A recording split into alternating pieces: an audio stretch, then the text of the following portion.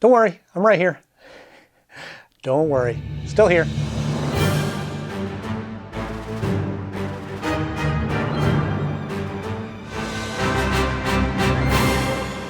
Hello friends, welcome back to the show. So glad to see you all once again. And if you're new here, then thank you for stopping by. This is a channel where we go back and watch cartoons that we grew up on as children and watch them as a perspective of being an adult. So if you fall into that range of a child of the 80s, 90s, early 2000s, then this is the place for you, because we're going through and talking about Batman Beyond. We're almost done with season 2. And we've already done season 1, so if this sounds like something you might enjoy, hit that subscribe button right now. Well, thank you. Now we can talk about today's episode, Where's Terry?, which originally aired on May 27th, 2000. Where's Terry? Just off of the title on this one, this really has some potential. You know, this idea of our hero going missing and where is he, is what I get out of the title anyway. So there's a lot of potential. There's a lot of elements to this that I think that could be explored. I think we've seen sort of episodes like this, but we'll talk all about that. And to see if this title really delivers on its promise, we'll find out right after our 60-second Mad Stand bomb rundown of the episode in 60 seconds or less, or that bomb's going to blow up. Here we go. Terry and Dana are on a date, and then the next thing we know, we can't find him. We're in class, and he hasn't shown up all day, and his mom's wondering where he's at, and he's missing. And then we see that he has been buried in a bunch of rubble, and he meets up with this kid that's trying to help him get out of these tunnels because he followed somebody that looked familiar. And we see that that's Soundwave, a sound shot, a Shriek, and he is trying to lure Batman in there to seek revenge, and Batman's trying to get out with the help of the kid, and meanwhile Bruce and Max are working to try to find him, and they're infiltrating the T's because they found the backpack, and they try to find him where he's at, and then they use some explosives to kind of open up. Shriek finds him, and they fight, and they get out of there, and Batman comes in, Bruce Wayne comes in and helps save the day, and they all go home happy. And except Dana still doesn't know where he's at. Not bad. Still here? Yeah, I mean, you know, the plot of this episode is kind of, it's one of those clean, nice, precise episodes that the plot of this is given away in the title. Some of the titles of Batman Beyond are kind of ambiguous. They sort of just like these one-word kind of things, like the last episode, Payback. Turns out that's the character's name and things like that. Then there's titles like Terry's friend dates a robot. Like, okay, there's the plot. But here's a nice, simple, on-the-nose title, Where's Terry? I haven't seen him since last night. I don't know. I kind of like those titles that you know exactly what you're going to get. I'll be honest, there's some of these that I look back through my list and I see the title and I'm like, what was that one about? Or I get it mixed up with other ones and I have to like re-look it up. That I feel like this title in particular is right on the nose. Clean, concise, and I know what I'm in for in this. Then why do I need you? But does it really deliver on the promise? I don't know. We'll figure that out together as we work our way through this review. Got a problem with that? But I do have to say, right there in the beginning, we got Terry being mean to Dana again. You're not gonna start that again, are you? I don't know why this is like a recurring theme, and I know that there's a lot of fans of the Terry and Dana relationship and stuff. I don't know if it's just that I'm older now or see things differently, but like the way that he talks to her in that first scene where she's like, yeah, gee, it's nice to be on a date with you at night. And he kind of snaps at her because he has this job. And I get it. I know it's tough. You're Batman. Boo-hoo. You got to balance your real life and your hero vigilante life. And you certainly can't take it out on Dana. Hope it's worth it to you. And again, I feel like the colors are off on this episode as well. I said in the last episode, Payback, which you can see up here, that I thought maybe it was just because of the color palette that he used for Payback that kind of bled over into Terry's suit. But again, in this one, I felt like everything was just kind of duller. And I felt like even some of the line art of some of the characters was just a little off. So I don't know, I'm starting to lean towards that this was done by a different, maybe they switched animation houses or something that was just enough that was different. But I don't know. Anyway, back into the episode. You think Blight would have worried about something like that? They start off on the right foot, that they establish this mystery kind of early, right in the beginning of the episode, that we see him kind of wander off, and then all of a sudden he's not around anymore. And we go, okay, where is Terry? It doesn't look like he slept here last night. But then they kind of reveal it to us, and they show Batman under the rubble. And I like that story that plays out with him and the kid, and we'll talk about that. But I think they could have delivered on this story a little bit better if it would have, we really didn't see Terry. I mean, I know it's his show, but maybe even wait halfway through the episode, or 3/4 of the way through the episode before they let us as the audience know, okay, oh, he's buried under this rubble. I don't know. Would have been more of a mystery. In when you have a question as your title, I feel like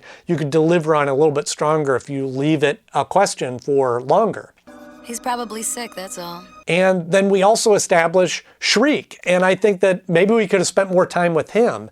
And I do like that Shriek was behind this. I always thought he is a great villain and an original villain for Batman Beyond. And again, he's one of those villains that has a true motive against Batman. He's not just upset with the legacy of Batman or is thinking of the other Batman. He truly is mad at Batman. Terry McGinnis Batman is after him. And I like that. I like that motive, that he's a true Batman Beyond villain and not just the villain that's out there that Batman has to stop. So that I appreciated very much. But at least it allows me the pleasure of dispatching you myself. But again, to lean into the story a little bit more, we could have created this kind of mystery of like, did Shriek kill Batman? Or is Shriek also looking for him? Or is what's going on and how's Shriek involved in this, rather than them just kind of showing, oh, hey, by the way, Batman's okay, here he is. Maybe I did. Maybe this is someone else. But I guess, again, the structure's not totally different than Forgotten of the original Batman the Animated Series, which you see my review up here. But I thought the extra element that I liked in that episode, and I don't mean to compare the old series to the new series or anything like that, but they had the amnesia element where even Bruce Wayne didn't know who he was and thought maybe he was part of this. And so that was a nice little layer. I'm glad they didn't also do that in this one, but I think they could have just avoided showing us Batman for a little bit longer. It doesn't really matter. But what I really enjoyed about this episode was Max and Bruce working together. There was a new dynamic. Here's the two kind of supporting characters in Batman's life now being put in a situation to work together. And to me, I feel like that element, that plot point was the real star of the episode. In fact, I've already been very valuable. And Max and Bruce, very different personalities, very different ways of approaching things, and were kind of thrown into the situation to work together. And I thought it brought out some really kind of interesting moments and development for each of their characters by seeing how they interacted together. And I really enjoyed those moments. And again, to support my thesis, is like they could have spent more time on them, spent more time on Shriek, and not needed to show Batman. You're good. Better than I thought. And that would have been fun, because I love those scenes with Max, and particularly when she says, make me, and just Bruce's reaction to that, it is just great. Again, the legacy of Bruce that kind of shows through in that. I said, go home. Make me. But since we did show Batman early and go, oh, here he is, this is what happened to him, I do appreciate that they added the character of Dak to be kind of a partner with him. That to me worked. Then what, genius? I thought he was an interesting character and kind of a neat element to bring out different aspects of Batman by putting him with this kid who really doesn't care about him and really isn't impressed. And I thought it was kind of a neat element to bring out of that this kid doesn't really care about Batman. He likes the villains. Maybe Blight or Spellbinder. And is kind of a loner and is unimpressed that he just met Batman. And all those kind of elements is just kind of a neat antithesis or a neat dynamic between those two characters. But look how they ended up. Yeah, thanks to you. It really makes this episode more about these unlikely partnerships than really Terry being lost or Batman being lost. And so as much as I was like, the title should have been, didn't exactly hold up throughout this story because we revealed where Terry was pretty early in the story, I did enjoy the elements of these partnerships. All that worked out really well, and I like the way that those played out in the story. After everything I've said? Sometimes there's moments in these shows where they have a convenient plot point just to try to get from point A to point B, and one of those is that Bruce shows up at the Red Tees or the Tees gang or whatever, and they don't know who he is. Who wants to know? Some old guy. Warren Buffett showed up at my house, I would know who he was, I guess. So again, it seemed kind of a little off, but I guess maybe they're young, don't care, rebels, whatever, and maybe that makes sense. But that dynamic, again, was kind of a neat, like Bruce having no fear, going in there and going toe-to-toe with the T's and not being afraid of that. And again, I love the way that they cut away. Would you step out for a moment, please? And Bruce comes out with the backpack, and you don't know what happened. You don't know how they got to that point. But obviously he told the truth because something Bruce did or said scared him enough. So it was a neat moment of like, yep, Bruce still has it, and maybe he doesn't have the strength to really beat up people as much, although he does hold his own in that fight. To see him, confidently walk out, and you're like, okay, well, I don't know what happened, but he certainly gave the information that he needed. You sure he's telling the truth? Yes. Another great moment with Bruce and Max as they go down in the subway, and he goes, okay, I'm going to do this alone, and then sees that they need to make a distraction, and he tricks Max into being his distraction. I love that moment, and that's such a Bruce move. And it's not fair. I mean, he just uses people to the extent of what he needs to get out of it, but it's fun. It was really kind of a cool moment for Bruce to manipulate the situation that way to get his way. Speaking of dangerous, should that young lady be down there? And then in the end, then all the other characters finally get to find Terry, and he goes back, and I couldn't help but notice that like Dana was left in the dust. Nobody, we don't get to see the satisfaction of her kind of setting this up of like, hey, where's Terry? She's the one that first acknowledges that he's gone, hasn't been home, and all that. And then in the end, they don't pay that off. We just have forgotten about Dana. And I feel like Terry should, I don't know. I would have felt better if there was a moment where Terry goes, you got to call Dana and tell her I'm okay and I'm back or whatever. But at the same time, it is a nice moment with his mom, and she understands what he's doing. So I guess that counts for something. And here I was, thinking you weren't coming home at night. Who, me? So when it comes time to rank this episode, another really solid episode, very enjoyable. I feel like we've been on a good streak lately, that we've got some really kind of fun, interesting stories and new stories, and this one has some elements that I don't feel like we've explored, certainly in this series, has been kind of those partnerships. And that, to me, was the real star of this episode. Not so much the title, which I don't feel like held up for us as the audience, but was really just sort of the prologue, just the setup to the story. But I felt like that what was really interesting was Terry and Dak, and their interaction and the way that they were really kind of the opposites of each other.